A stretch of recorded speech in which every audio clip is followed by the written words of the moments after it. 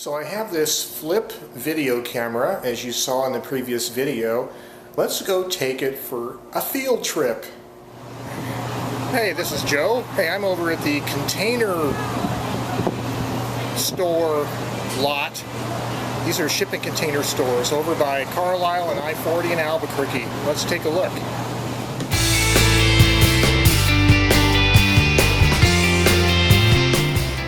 So the way you get to this place is you got to pick up Cutler, which is a frontage road on the north side of I-40. You can pick it up at San Mateo, and you go west on Cutler all the way so it dead ends right before you hit Carlisle, and you'll see this container store mall, I guess you call it.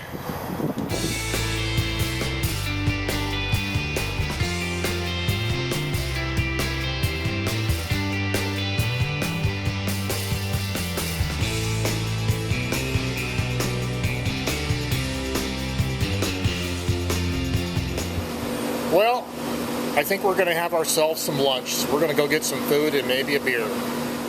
So I'm at the Santa Fe Brewing Company tap room, and I got one of these.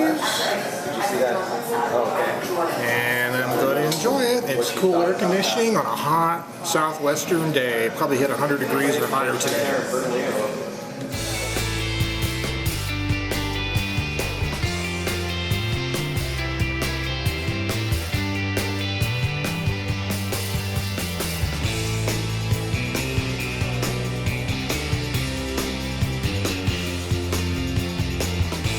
Okay, I've ordered my burger and they're going to deliver it to the Santa Fe Brewery. How cool is that? 6-8 points though. This is the Java Stout. You can't really see through it, can you? So this is my neat notebook and my Fisher Space Pen, and typewriters as manual printing presses. So this is kind of how I brainstorm those videos. But these little notebooks have 16 pages in them, made from one sheet of paper plus cardstock cover, stapled, etc., etc. Can you believe this burger? I mean, my goodness, look at this. This is going to be great.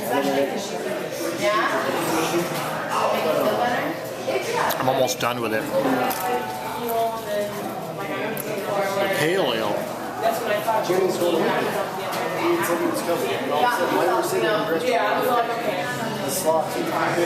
That was an awesome burger.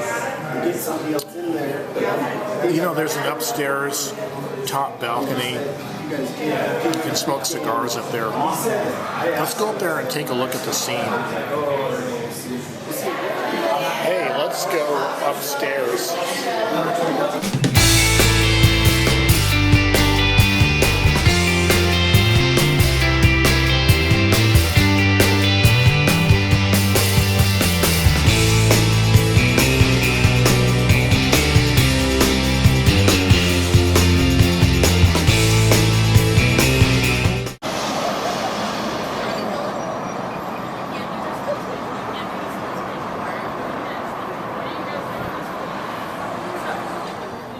A Volkswagen thing. Look at that thing. So my experience here at the Container Outdoor Mall, which I think they call Green Jeans, I don't know why. My experience was really good. The burger I had was absolutely killer, and Santa Fe Brewing is one of the better breweries in New Mexico. They got a good selection of ales and IPAs and whatever. But anyways, this was a great experience. And also, I think I'm going to be able to come back and take some pinhole photos because the architecture of these container-based little buildings is really cool. And it's going to really work well for pinhole photography. So after having used this camera for a little field trip today, I'll say that the colors, of course it has automatic white balance, and I find it's best to turn the camera on and point it at something that is neutrally gray in color and leave it there for about 10 seconds, and then it kind of adjusts itself for the white balance, and then you can go shoot. Otherwise, I notice my face looks a little too pink. I'm not sure of the shutter speed. I think it's 30 frames per second, but it's a pretty limited camera in terms of the amount of controls you have. But for the size, weight, portability, and with this wide-angle lens, it's a pretty neat camera, I think. I think it's a good alternative if you're the kind of a person that doesn't want to use your smartphone. It's a pretty good alternative for that. I wanted to comment about the audio. So obviously it has a set of stereo microphones up on the front of the camera. So if you're holding the camera out in front of you and talking, it's not going to really pick up the sound behind you very easily. And so if you want to do kind of narration video, you're either going to have to use an external audio recorder or hold the camera much closer to the side of your face so that your audio can get around to the front side of the camera. But it's pretty typical for an omnidirectional microphone pickup. Until next time, this is Joe Van Cleve.